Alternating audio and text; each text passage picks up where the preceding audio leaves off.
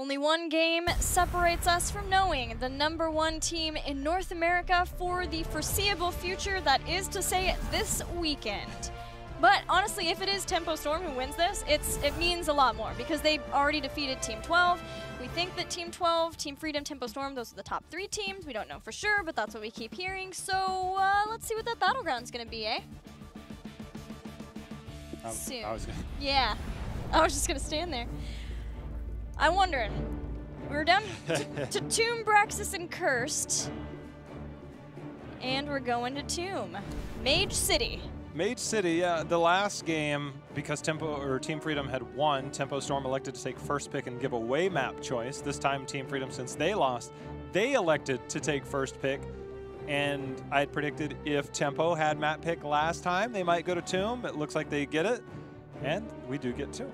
Now, in every game except Towers of Doom this series, first pick is won. Except Towers of Doom, and that's where Team Freedom won. So if Tempo Storm was hoping to rely on the first pick benefit that they had for not being the home team, they're gonna have to win being second pick now. So let's see what they got. Hanzo.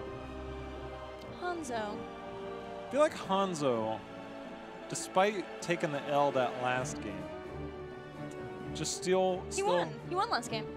Oh wait, he was on that side. Some. Okay, yeah, never mind. You know what? Hanzo's good. I think it's pretty much confirmed at this point. He's won every game except Sky this series. A map like Tomb of the Spider Queen, for both of these teams, I feel definitely plays to their strengths. But as you said, the mage style play, I think that we could potentially see from Psalm, whether that ends up being the Jaina, the Kel'Thuzad, or the Kael'thas, could definitely come into play here. We haven't seen Chromie. True. We did see a temporal loop Chromie, but I don't know if Psalm has gone down that route yet. For Yoda, it feels like if a mage is going to be played by Freedom, it's going to be Jaina. And there was a Jaina ban from Tempo Storm versus Freedom in the last game. So maybe that is something. These Lucio bans, man. If there was a Cho'Gall map, this one might be better than Volskaya. Nope. Hanzo banned almost instantly by Tempo Storm. Genji is not the best on this map, but he's always going to be a top-tier hero. ETC made it through, Gilly. Yeah, Tempo had to know that was pretty likely. Maybe not, because like you said, it's not Towers or some other Genji map, Sky. But there's still so many different picks that Team Freedom can have to make sure that they're keeping up with wave clear. And ETC is up, J-How. Yeah, I mean, I feel like Greymane would be a little bit of a reach this early. He does well against Genji just because Genji has a hard time killing him because high health pool, good damage in return. ETC Greymane would be a safe route, but as you and I have noted throughout the day, it seems like Greymane seems to be a bit more effective in drafts a little later, specifically after the second ban. But I wonder if they don't go... Okay, yeah. There you go, ETC Greymane. Joe and Uther, pretty fast. Make sure that you get the Uther. It doesn't get banned out against you when you do have the Genji style to make sure you can potentially get that Dragon Blade with the Divine Shield.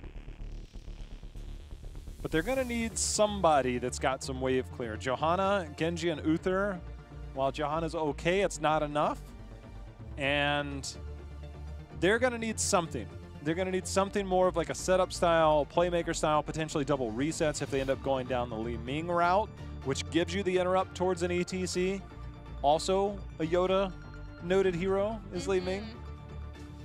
Yeah, he hasn't busted out the Li Ming yet, but that was maybe the first hero that last year we were like, oh, hello, Yoda. Yeah. This guy's all right. And then since then, it's been like Malthael and just about everything, but Li Ming was the first. One of these bans is going to be Malthael, I feel. I wholeheartedly agree with you. There's the Jaina ban. The Jaina would have solved the wave clear case. Yeah.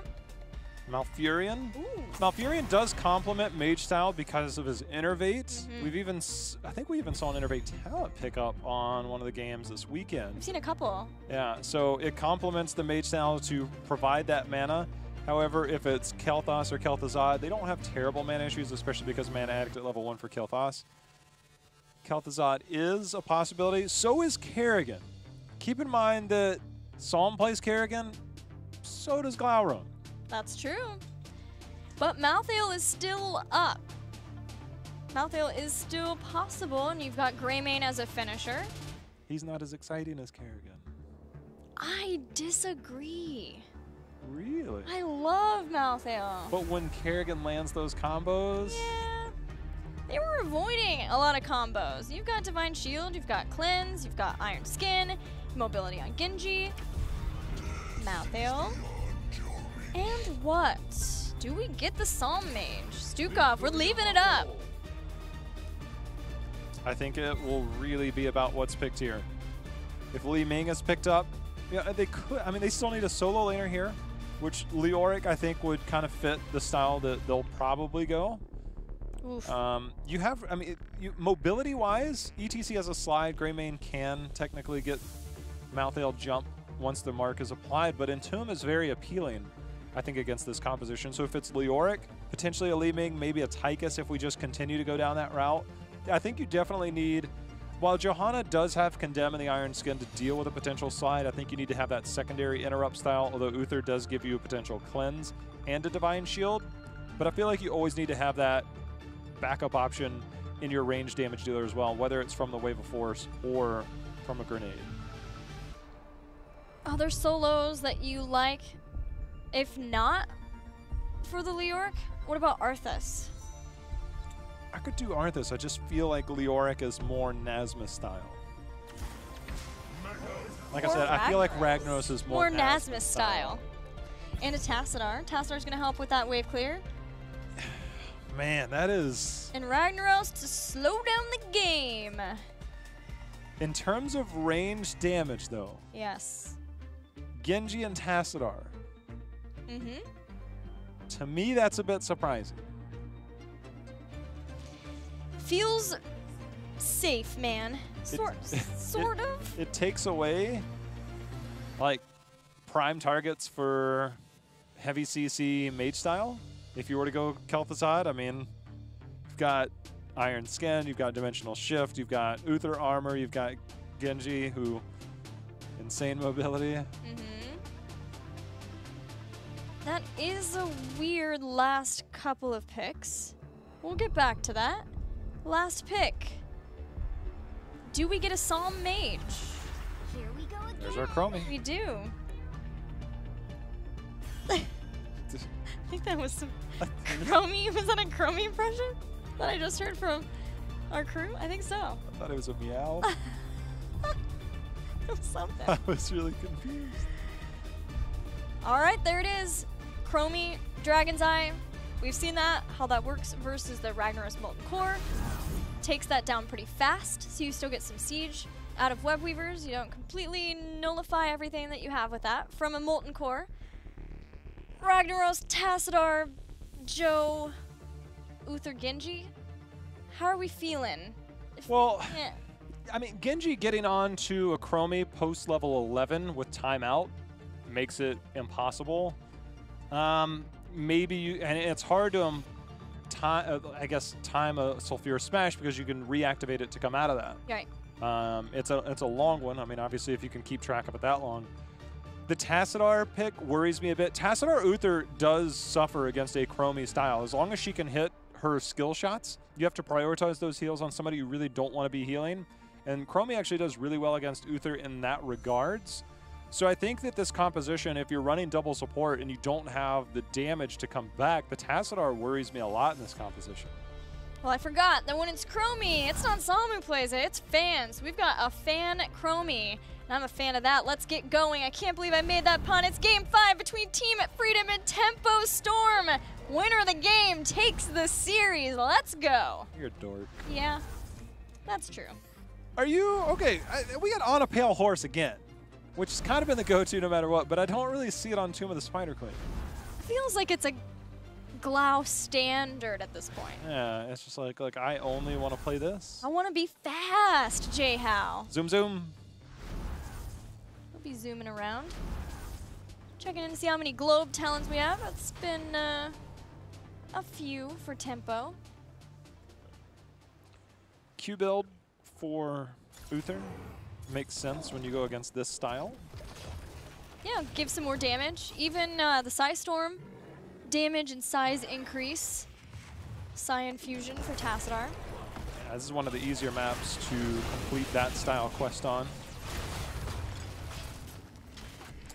I'm really worried if the Chromie, Greymane, and ETC can bait out an Iron Scan, Uther will be good, but that is potential early game blow up composition. It requires 3 people to be in sync. I'm loving the synergy that Tempo Storm has by getting this Chromie. Probably not going to be a temporal loop since they're against a cleanse here. Oh fan. But the vision that Chromie can give around turn-in points is always really nice. Tassadar will be doing the same for Team Freedom. But slowing Sands will set up well for the normal Stukov ETC combo. It sets up for Malthael to be able to ensure and get his initial Shroud down so he can teleport in with the Tormented. And post 16, a possible Executioner pairing for Greymane. So there's a lot of possible talent synergies available for Tempo Storm based on that Chromie. Well, you sold me. That was a lot. It's pretty darn good. A lot of synergy there. And I think it's, again, on to Lutano here to see if he can get some value out of this Genji pick. And the Tassadar on the back end of this, if Team Freedom wins this game, I'm definitely asking when we get to that interview. Nasmus is getting caught out. Armor applied. Shield applied. It works. They've saved him. Now June's in a terrible spot as Team Freedom charges on forward. Lutano will come in to seal the deal. First blood for Freedom. Second blood maybe for Freedom. Maybe second blood for Freedom. Nice Molten Core there. Boy, Nasmus making it out of there alive was impressive. Full team effort. He's like, well, look, if you're going to do something, I got to do something as well. The Molten Core helping to confirm that kill. Excellently done there by Team Freedom. That could have gone either way. That was really good.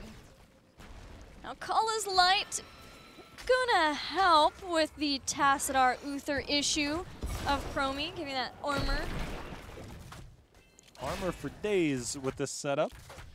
There's still going to be issues, and you can see Nasmus moving into Fire Ward more so that he has the spell blocks, the charges of that, just as an extra way of staying defensive about that. Fusion looking for a turn-in. We've already got 12 gems turned in for Team Freedom.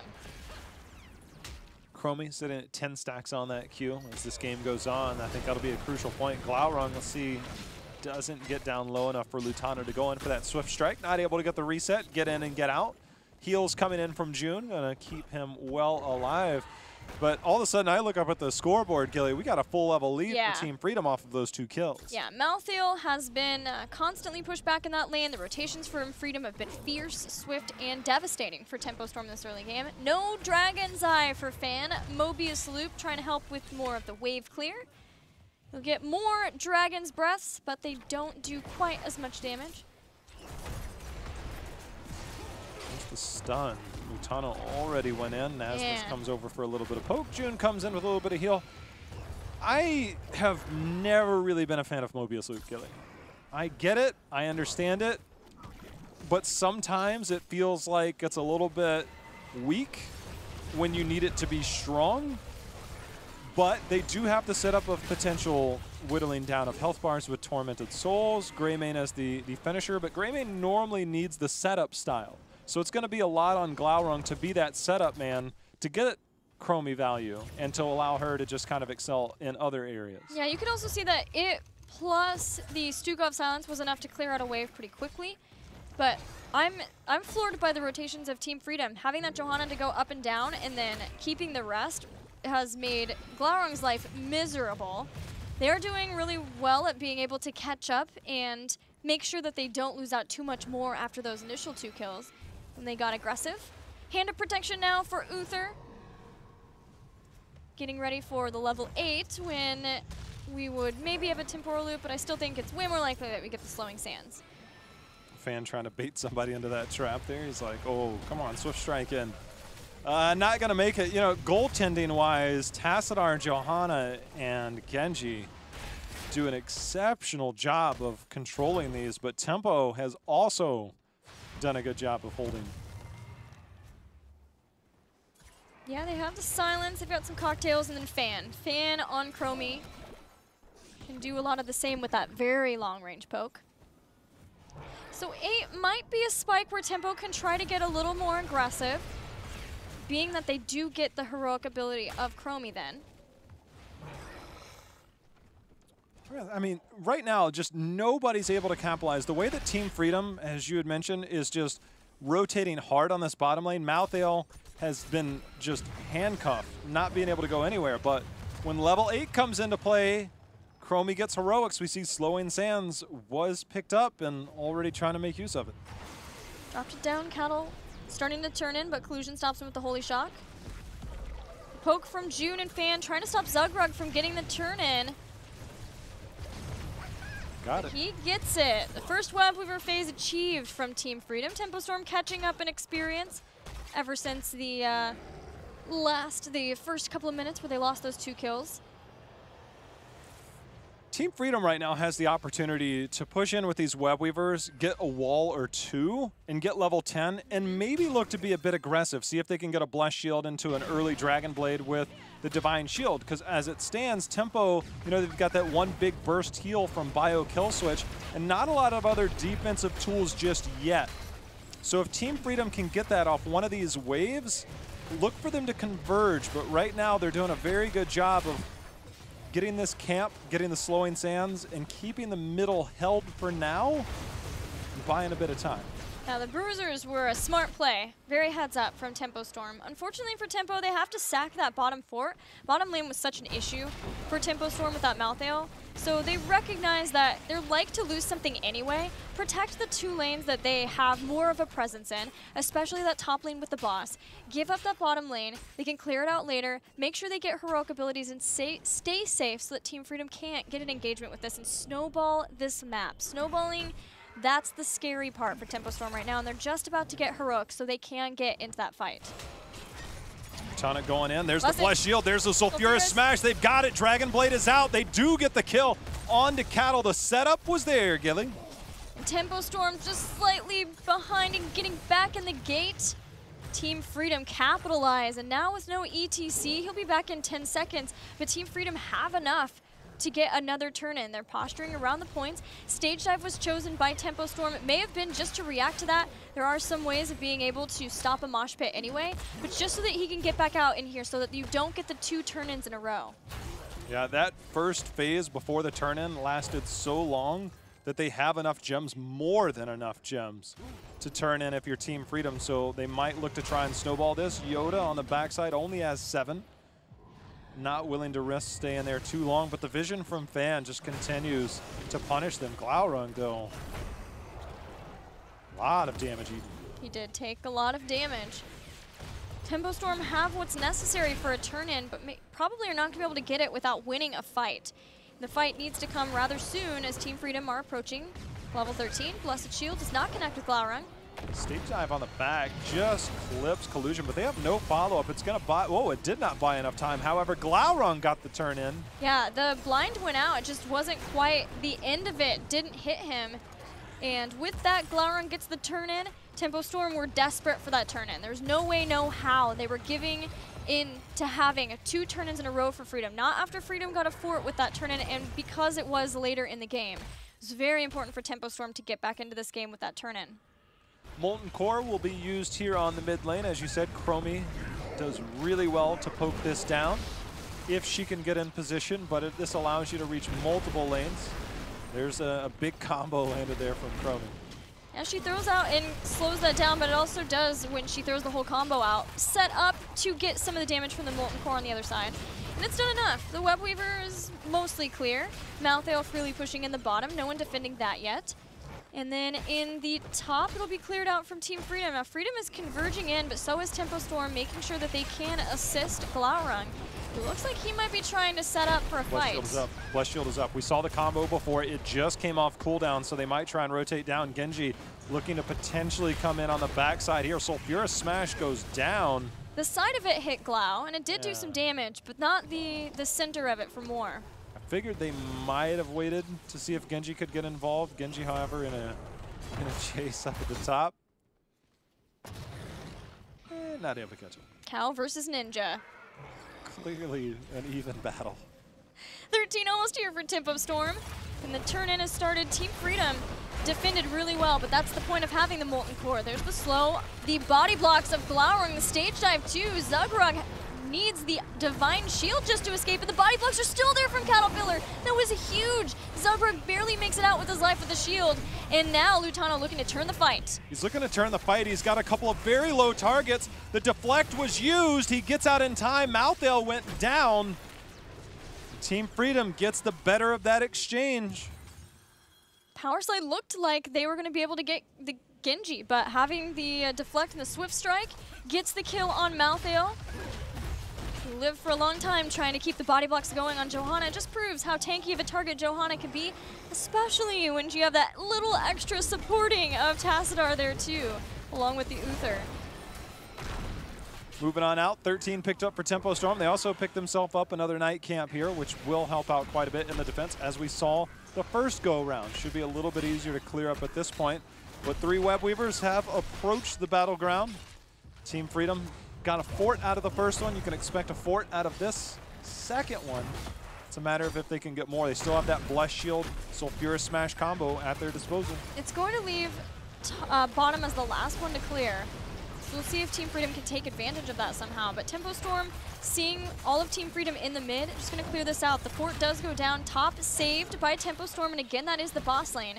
Team Freedom watching to see if there is any rotation here. Tempo Storm has spotted out that all of Team Freedom are here. Sulfuris Smash goes down. Glaurung stunned for so long as a Swift Strike came in. He's trying to keep himself alive, but it's just not enough. Malthael goes down, and Team Freedom so close to 16. With this Web Weaver taking out the towers, move on to a keep. They move on to the keep. Stage dive's going to come down as well as the slowing sands. Good use of Iron Skin by Johanna. The keep falling to about half health. This will give them 16 if they can take this down. Zugrug and Lutano staying on point. The Web Weavers are still up.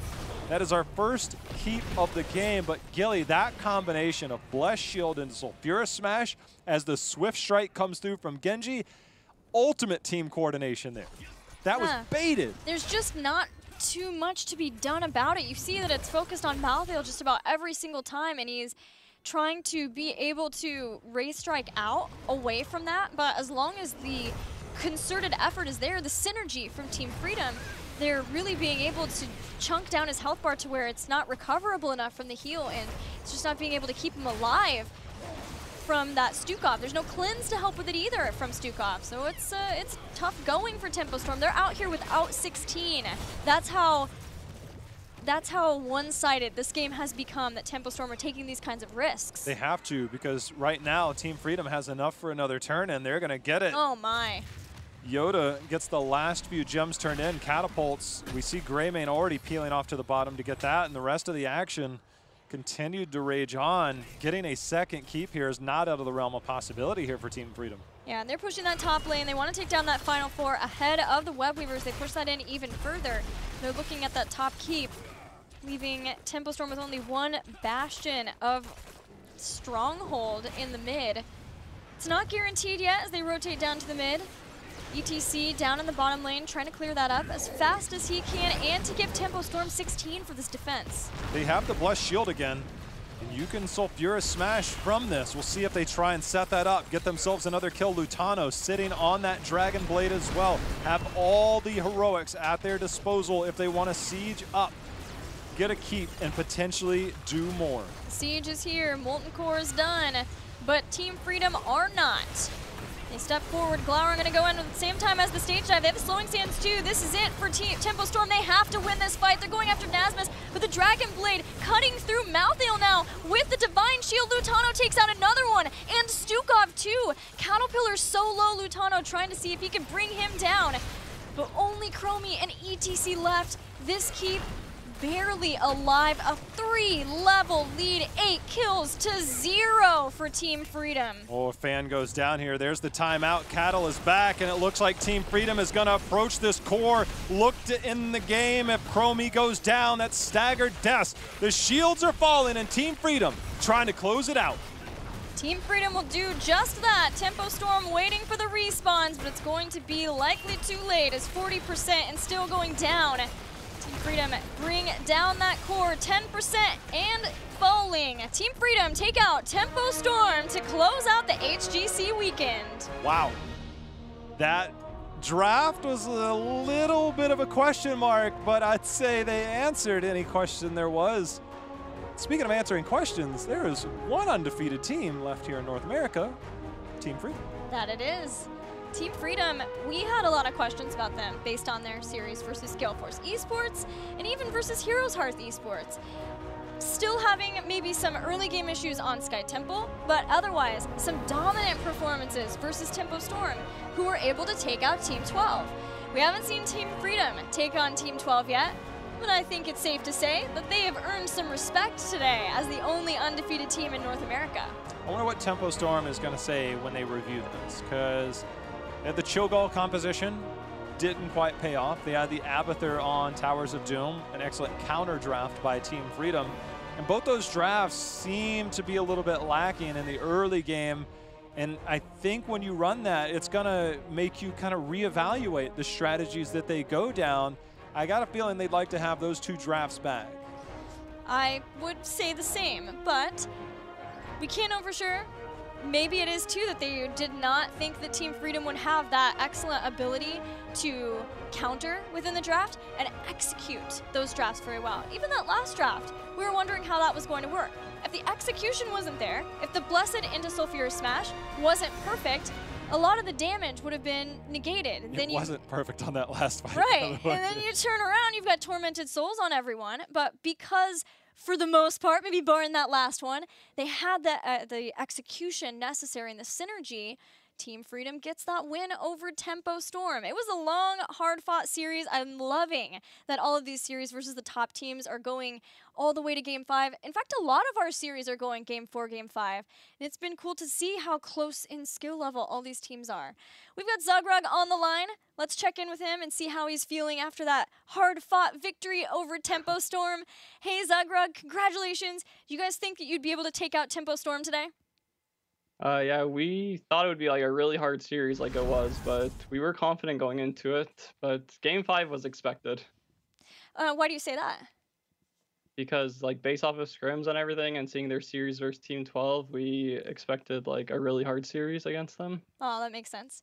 I was confused about what you're saying there, but that makes a lot of sense. I want to know what you thought about some of those drafts. The Cho'Gall, the Malthael Kerrigan. What were you guys thinking as you saw those? When we saw the Cho'Gall, we're like, well, we haven't seen this hero in a really long time. I guess they had a lot of strategies prepared for us, but none of them seemed to work out that well. Well, I think you guys can safely say and chalk that up to you guys' ability to figure out how to deal with those drafts. It was awesome to see within the drafting. Jay, how do you have questions for Zugrug? Zugrug, take me through that last draft, man. Like, you guys go early Genji rotation and somehow fall back onto a Tassadar. You don't really have the traditional range style. Is that just something against Tempo Storm's draft that you saw? I mean, we saw that. We're like, wait a minute. Take me through that draft, man, on that Tassadar pick towards the end. We just wanted something with more wave clear, and we thought like a Gul'dan or something wouldn't be such a safe pick, so we just got the Tassadar to help us with our rotations. Well, we were kind of wondering the way that you guys played, but it seems like you guys have a very, very good understanding on the macro game. Now, you guys picking up 2 new players, but the core of your team stayed together. I saw some excellent rotations, especially on Infernal Shrines, and then we go to Towers of Doom and Volskaya. You guys seem to have really heavy rotations compared to what we saw from last year. What have you guys been studying? What kind of changes have you made to really kind of grasp this firm control on the macro? Well, I think one of our weaknesses last year was macro, but towards the end of the year, we like worked really hard on that. So macro, I don't think we were so weak on it at the end of last year. And Lutano shot calling for Even in Death. Yoda, I think he was shot calling for Superstars. So just bringing those guys in helped a lot with like map play and everything, having their insight how to play the game. You guys have looked absolutely fantastic. You guys sit atop of North America here at week 3. Was this kind of what you expected? Did you expect to be near the top, and how does it feel? Well, I thought we would for sure be a top 3 team, but being number 1 isn't so bad. Well, congratulations, man. I'm going to send you back to Gilly. All right, Zugrug, any shout-outs before you go? Shout out to our sponsors, HyperX and Team Freedom. Shout out to Lex Uther, our analyst. Shout out to all of our fans, and shout out to Twitch chat for all the memes. Thanks, guys. Thank you, Zugrug. Congrats. That is it. The series we had been waiting for, especially after Tempo versus Team 12, is over, and Team Freedom ending up on top. Did you expect that? Admittedly, no. I feel like I did not expect this type of a success just yet for Team Freedom. I felt like they had a few more things to work through. But on the other side, Tempo Storm is also working through some changes of their own, so they're going to have growing pains. And the early success that they had, they've got the all-star team. Sometimes it doesn't mesh right away, but I still expect great things out of this team. So the top of North America are 3-headed monster, Simplicity looking good today, Heroes Hearth picking up wins. We have a lot of competition starting to brew up. The top has been kind of established, but I feel like we got a lot more of the story to tell. Yeah, I don't know if I expected it either, but it was awesome to see Team Freedom really improve and iterate on anything that we have seen from them so far. And it's that kind of improvement, that kind of consistency, and that kind of growth from series to series that is what lets teams put in that kind of effort,